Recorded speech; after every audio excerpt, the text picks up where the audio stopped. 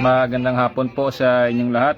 Welcome po sa ating channel at live po tayo ngayon na nakikinig kay Atty. Vic Rodriguez na kasalukuyang nag-live din po sa Facebook. Atin po siyang pakinggan.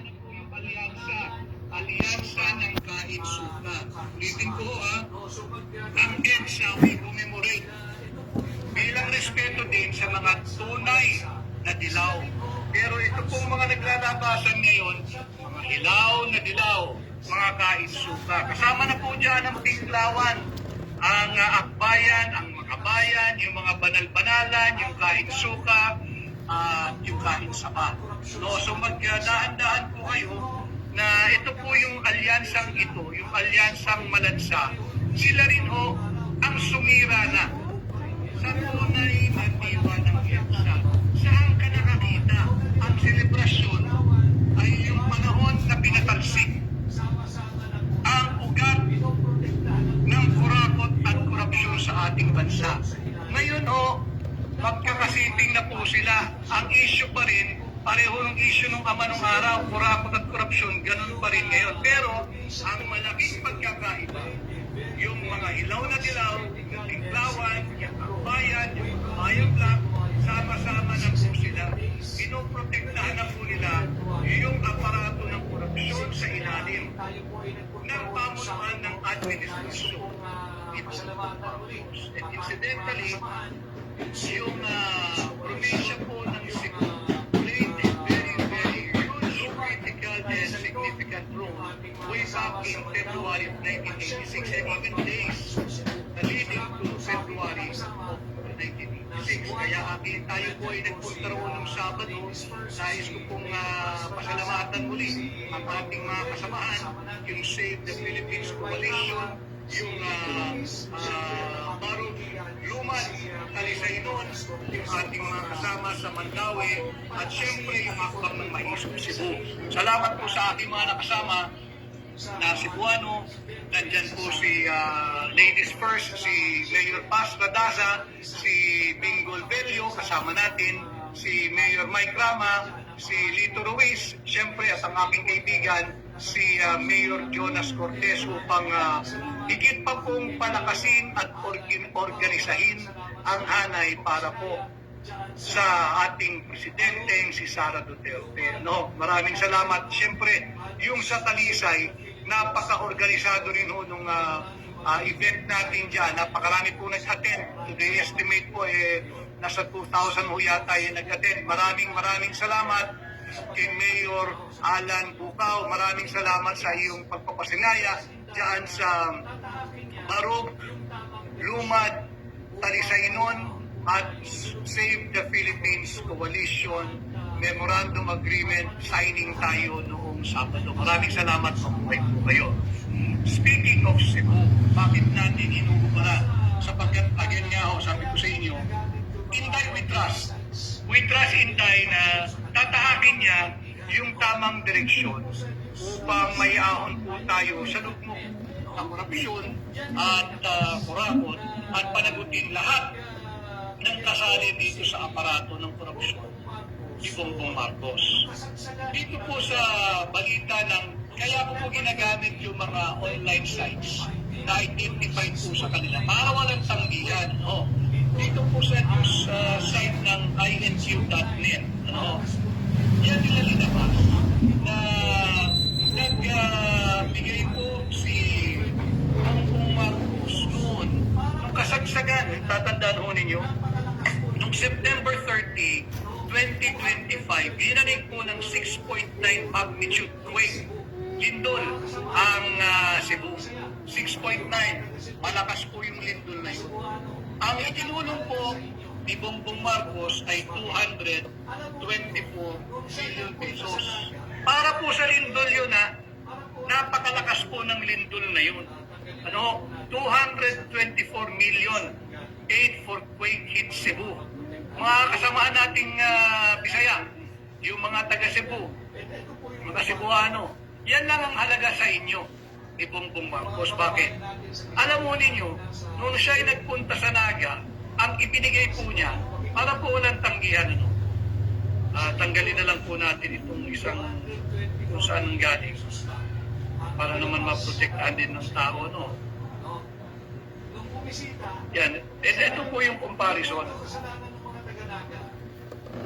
Yung mga kababayan natin sa Bisaya, lalo na sa Cebu, mga Cebuano. Screenshot ko na. Sa Lindol, 224 million pesos lang ang inilabas na tulong sa inyo. No? Screenshot. Nung bumisita sa Naga, hindi po ito kasalanan ng mga taga-Naga. Kasalanan po ito ng Marcos Jr. Administration. Iba po Marcos. Nagbigay ng 500 million. May Lindol ba? Wala. May Kalaminan ba? Wala. Para saan yung 500 million? Yung 500 million, para lang sa modernisasyon ng Jesse Robredo Coliseo. No? Si Jesse Robredo, si dating Secretary Robredo, pumanaw na, wala mong kasalanan niya. Nakapangalan lang sa kanya yung Coliseo. Pero na-highlight po dito, sa pagkapanahon ng matinding pangangailangan ng ating mga kababayan, 224 million lang ang handang ibigay ni Bongbong Marcos at ng kanyang administrasyon sa mga tinamaan na sa lanta ng napakalakas na lindol, 6.9 magnitude quake ang tumama ko sa Cebu. 224 million. Samantala, ang kinakailangan ng manligaw at politika, 500 million ang agad-agad na ibinigay. Walang kabog-abog, binigyan ng 500 million para sa modernisasyon ng isang Coliseo. Maayos po yung Coliseo, nakatindig po, nagagamit. Wala namang malaking or international spectacle or event na mangyayari sa lugar na yan para gawing prioridad at agad-agad bigyan ng 500 million pesos ibinigay po. So yung mga kababayan natin sa Visayas, yan po, niwala man po sa kalahati yung handang itulong ni Bongbong Marcos sa inyo dyan sa Cebu kumpara sa kanyang handang gastusin para labang po sa luho. Yung ba luho ang tawag dyan? Modernization of an existing Coliseo. Paano naging priority yung modernization, retrofitting, improvement of an existing Coliseo? Usable na gagamit, pwede gamitin 500 million. No? Dito makikita natin kain suka. Kain suka. Ayan, pumasok na po yung mga trolls sila, nagwawala na naman. Sige, ayun po, welcome po sila rito. Bumubula yung mga bibig. Hindi naman pala ninyo gusto yung aking pahina. Ano pa ang ginagawa niyo rito? Siguro, nag-aantay po ito ng balato mula sa 500 million na luho para sa iyong modernisasyon na gumagana, maayos, nakatindig naman na Coliseo. So dito natin makikita, mali po yung yung direksyong tinatahan. Ay, pakita po ito, maraming salamat. Para lalo pong wala yung bibig ng mga dolls, Maraming po salamat sa mga patuloy pong tumutulong, nagtitiwala sa atin. Ito po yung mga grupo ito aking aeroplanong nasakyan. Ayan po. Sila po'y lumapit at nagsabi, sila, si Inday Sara, ang kanilang presidente. Yan po, malinaw po yan. No? At sila po ang nagpakilala, naglumapit. So maraming salamat sa mga aking nakasalamuha over the weekend. Maraming po salamat sa inyo. Para lalo pong bumula yung mga naririto na hindi naman welcome. So makikita natin, dahan-dahan po kayo. Yung mga nahihikayat at hinihikayat na dumalo. Marami pong salamat sa halos mag-3,000 live viewers natin. Pasensya na po kayo, naaga tayo ngayong araw. So dito makikita natin na nagsama-sama na yung mga, wag po kayong lalayo while yung eleksyon, yung pagdeklara ni Inday Sara the President ay talaga namang nagbigay ng pag-asa sa higit na nakararaming Pilipino. Tumingin po tayo sa sa kinabukasan natin may pag-asa kay Inday Sara. Pero, wag po ninyong kalilimutan, wag po mawawaglit sa inyo. Yung issue pong hindi pa nastutugunan ni Bongbong Marcos, ano po yan? Yung massive corruption, looting of public funds and drug addiction. Wala pa pong linaw itong trilyong pisong flood control funds anomaly. Yung ng mga nawawalang 5,500 na ipinoklaman niya sa SONA na napatupad niyang flood control programs, wala pa ho yan. Papunta na po sa kanya yan eh. Diba? Wala pong nangyayari doon sa Yusek Adrian Bersamin, kay Secretary Mina Pangandaman, kay Yusek Raijib Ulayban, yung bilyon-bilyong pisong delivery ng pera dito sa mga bata ni Bongbong Marcos, yung aligasyon ni Saldico, kasama rin ho yan sa aparato ng korupsyon. Yung aligasyon na nag-deliver siya kay Bongbong Marcos, kay Martin Romualdez ng bilyon-bilyong piso. Ito po ang tunay na diwa ng EDSA. Bakit? Itong pamilyang ito, Marcos Romualdez, are those prominent names and families na sinipa po ng mamamayang Pilipino sa pangunguna ng tunay na dilaw, hindi po ng hilaw na dilaw, hindi po nung kakamping, hindi po yung hilaw na dilaw, hindi po yung alyansang kaitsuka. Same family, 40 years pinasinipa ng Pilipino. Ngayon ho, magkakasiting na po sila. Budol po iyan. Yung diwa po ng EDSA rally ngayon ay upang protektahan ang aparato ng korupsyon ni Bongbong Marcos. Magkakasama na po sila. Kahit po nung, siyempre nagbigay ng 500 million para sa modernisasyon, luhod po yan eh, ng isang polisyum. Ano? Nasaan na yun yung tumanggap? Dali-dali, nasa Malacanang. Magkakasama po sila. Maganda po yun. Bakit? Makikita natin na master stroke. Kaya nga po, Inday, we trust. Inday Sara, the President, we trust you. And in God, we entrust you. Master stroke, may tuturing. Yung unplanned, unrehearsed, unpredicted announcement ni Inday Sara at yung pagtatalaga niya sa kanyang sarili sa pagsisilbi bilang ina ng bawat pamilyang Pilipino. No? Master stroke dahil nagpupumahog po ngayon si Bongbong Marcos at ang kanyang aliado. Nagmamadali na po sila, nakalimutan nila na masamang optik na makitang magkakasama sila ngayon sa Malacanang dahil yan po mga kababayan malinaw. Alam na ninyo kung bakit walang pinapupuntahan ang investigasyon laban sa kurakot, korupsyon, lantaran, talamak, garapalan sa ilalim ni Bongbong Marcos. Pagkakasama sila eh. Sila pala magkakarancho eh. Takipan dito, takipan dyan. Ngayon, malinaw na. Dahil sa deklarasyon ni Inday Sara, the President, nataranta, nawalan na po sila ng iya. Naobliga sila ngayon lumabas, sama-sama magkakalantad na po sila. Iyan po yung malansang alyansa. Bahagi po yung nangyayari ngayon, yung paninira kay Inday Sara, yung paninira kay Tatay Digong, yung pagkulong sa lahat ng politiko, paghahanap ng kaso, harassment, pananakot, grand script po yan. Dahan-dahan po yan, nagpipil sila ng tempo dapat. Sisimulan dito sa 40th year ng EDSA, dahan-dahan po nagpipil up yung momentum. Subalit yung momentum na pinaplano nila, disrupted, nabasag, nasira, nadiskaril.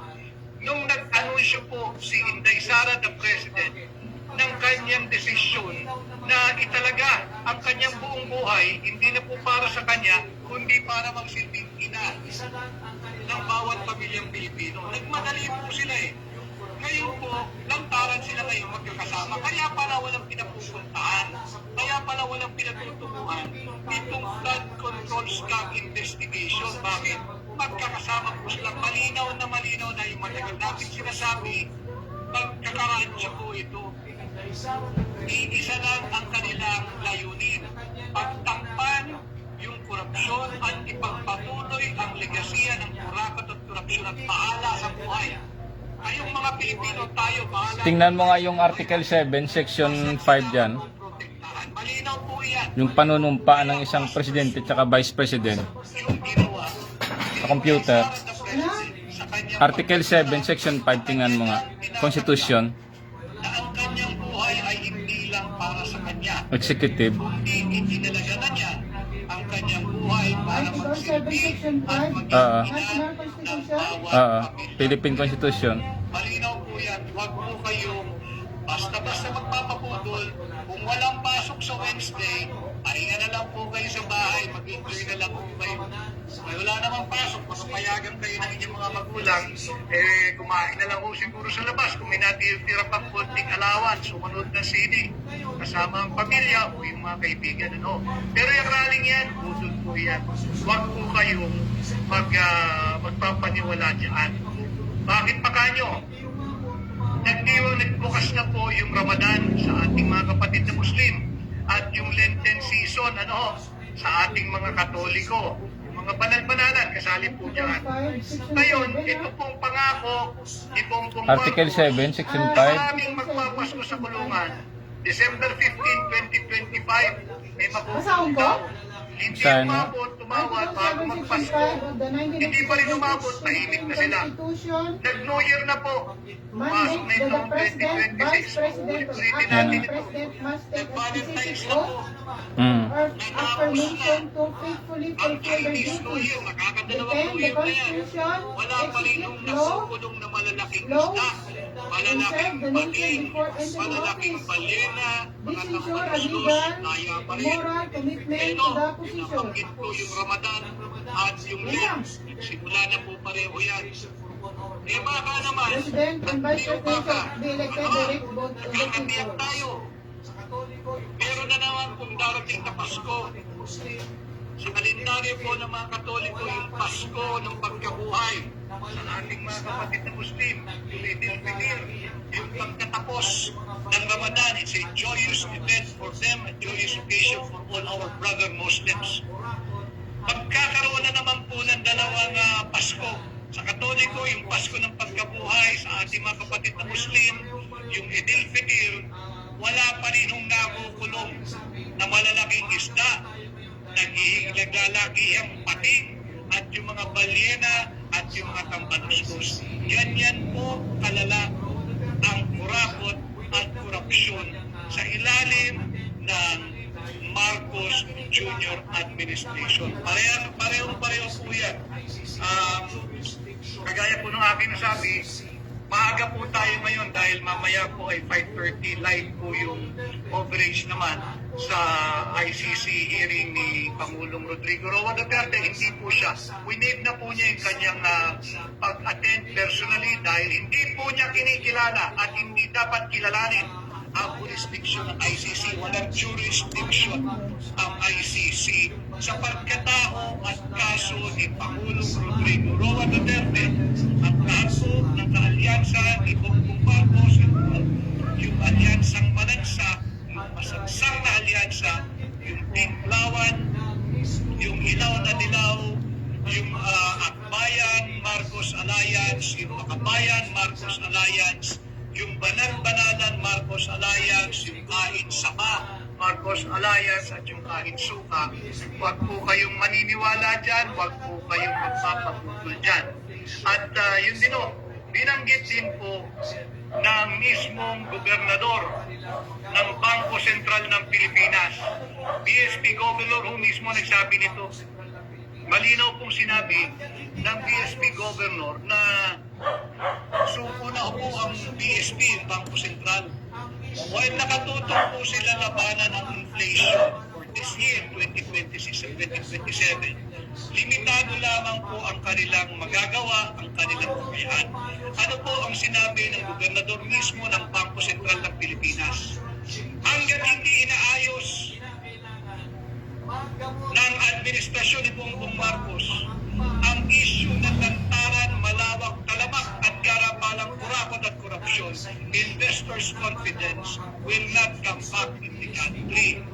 Para daw po umayos ang ating ekonomiya, kinakailangan tugunan yung structural changes at kinakailangan magamot yung duda, pangamba, walang tiwala at walang kumpiyansa ng mga mamumuhunan dahil sa issue ng malawakang korupsyon. Mismong PSP governor na po ang nagsabi niyan. Central Bank governor na ang nagsabi niyan. Ganyan po kalala ang korupsyon. Ano ang nangyayari? Magdiriwang pa ng sa kuno. Itong mga ilaw na dilaw. Again, I respect, I salute, I recognize yung tunay na dilaw. Yan yung mga lumaban, nakulong, na torture, na hampas ng transyon, na sprayan ng tear gas, na bomba ng maruming ng tubig, ng bumbero ng panahon ng martial law, respetado ko po yan. Yung tunay na dilaw. Pero yung mga magsasama-sama po, ngayong February 25, yung mga magulang, huwag po ninyong pahintulutan yung mga anak ninyo. Ngayon, kung gusto ninyo na magpatuloy ang talamak, lantaran at karapalang kurakot at korupsyon na ating nararamdaman na sasaksihan sa ilalim ni Marcos Jr. kasama ang kanyang malansang alyansang ilaw na dilaw, Pinglawan, Akbayan, Makabayan, Banal-Banalan, kahit saba, kahit suka, tulak po ninyo yung mga anak ninyo, pati sarili ninyo, sumama kayo dyan sa rally ng mga kabahagi ng aparato ng korupsyon. Kung hindi ho, huwag ninyong pahayaan yung mga anak ninyo sumamang yan. Kalokohan po yan. Kung may pagmamahal pa ho kayo sa bansa. Bakit? Yung mismong PSP governor, yung pinuno po ng ating Bangko Sentral, sinabi na po niya na kailangan ipagpatuloy in not so many words yung ating po inilulunsad nung election pa lang, bago pa lang ang aking kandidatura, yung war on corruption. Bakit? Ngayon po 2026, mismong PSP ang nagsabi, ang kanila pong GDP projection or forecast para sa Pilipinas, tingnan po niyo ito from 5.4% GDP forecast ng Bangko Sentral, binaba na lang po nila ito ng 4.6%. Ang laking bihit po nun, pababa po iyon. Pababa po yun. Bakit? Issue po ng korupsyon. Nagsama-sama na po sila dyan. Yung mga kababayan natin sa Visayas, lalong-lalo na sa Cebu. 224 million lang ang itinulong sa inyo ng Marcos Jr. nung kayo po ay tinamaan ng 6.9 magnitude quake. Yung paglulustay, yung para lamang sa luho na modernization of a Coliseum in Naga, 500 million. Hindi mo masisisi yung si Mayor Leni Robredo tanggapin yun. Pagbe-benepisyo siya pero ang mali ho rito, yung direksyon ng Marcos Jr. administration. Naratel po sila, nagulat po sila, nasira po yung drama nila Nung walang pagkatubili, walang planning, walang announcement, walang drama, nag-anunsyo si Inday Sara, the President, ng kanyang kahandaan na pamunahan ang bawat pamilyang Pilipino at panagutin ang lahat ng kurap na nasaksihan natin at patuloy nating nararanasan sa ilalim ng Bongbong Marcos administration. Pati po ang inflation. Ang forecast po ng BSP, ayon kay BSP Governor, for inflation from 3.2 3.6 na po. At kahit siya nag-aalala, dahil pag ang inflation daw ay umakyat ng 3% pataas, problematic yan. Problema yan. Yan po ang forecast mismo ng BSP ngayong taon. No, for our GDP, ang ating growth from original forecast na 5.4%, sabi po mismo ng BSP Governor, 4% na lang ang kanilang forecast. Yung ating po inflation rate, sabi po ng BSP Governor nung simula, from 3.2%, they will try to manage it, keep it below 3.2 or below. Ngayon po, inangat na nila 3.6 na po yung kanilang nakikitang inflation rate. At sabi rin niya, pag ang inflation ay tumama sa 3% pataas, problema na po yan. Hindi pa po kasama dyan yung lumalaki trilyon piso na pagkakautang nating mga Pilipino. Yan po ang diwa ng EDSA. Huwag po kayong magpapadala, huwag na po kayong mag-attend dyan, kalokohan po yan. Kaya tayo naman, Inday, Vice President Inday Sara, we trust in you.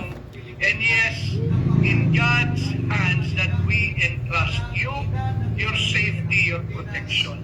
Tayo naman po mga Pilipino, patuloy po tayo na ating pong palakasin ang ating hanay. Ang gawin po natin, wala po tayong pera. Kaya po ang gawin natin, yung tradisyonal.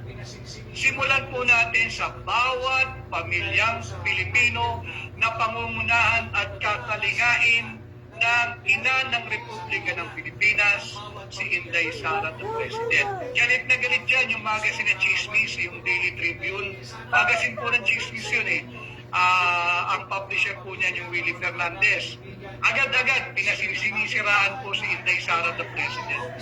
Dahil po sa title na aking po nabulalas na ina ng Republika ng Pilipinas at ina ng bawat pamilyang Pilipino. Gawin po natin, few minutes po, 1 minute to go, ay sana ho, organisayin ninyo yung inyo pong mga pamilya, kamag-anak, kaibigan, kaklase, kaskwela, kapitbahay, kahanap buhay, kaopisina, para po kay Inday Sara Duterte, para po sa bawat pamilyang Pilipino. Kung kayo po ay galit sa korupsyon, kung ayaw niyo na po ng talamang na kurako ng korupsyon, tara na, Inday Sara para presidente nating mga Pilipino.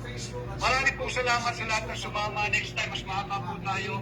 Ang 5:25 na po nangako po sa inyo para makalipat po kayo ng platform at panuorin ang live confirmation hearing kung matutuloy ni Pangulong Rodrigo Duterte. Maraming po salamat sa lahat ng sumama. Atas na po pong live viewers. Sana po ay patuloy kayong sumama sa Facebook at sa YouTube. Yun na sa Facebook, baka po pwedeng pagbigyan ninyo yung aking link. Sana ho ay mag-follow or mag-subscribe din po kayo sa YouTube. Palakasin po natin, pareho nating channel, pati po sa TikTok. At yun na sa YouTube at TikTok na wala po sa Facebook. Sana ho ay Yan na po, hanggang dyan po nagtatapos ang ating Facebook Live sa ngayon. Maya-maya po, dagdagan ko ito kung ano po yung topic. Ha?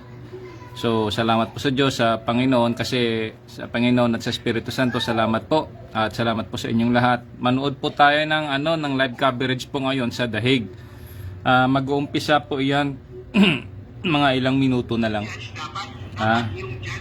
Salamat po ng maraming salamat sa inyo.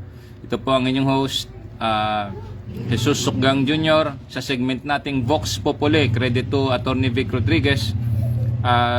BSP Governor versus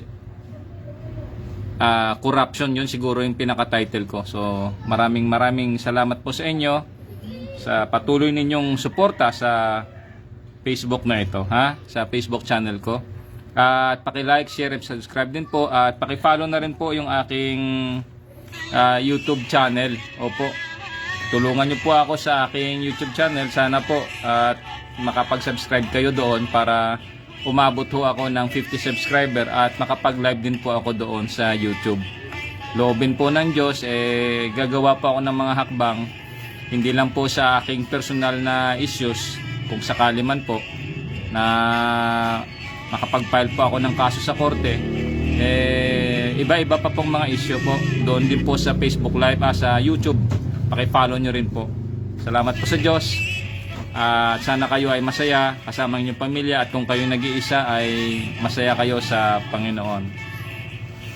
Again, ito po ang inyong host, Jesus Sukgang Jr. sa ating segment ng Vox Populi. Salamat po sa Diyos. Amen.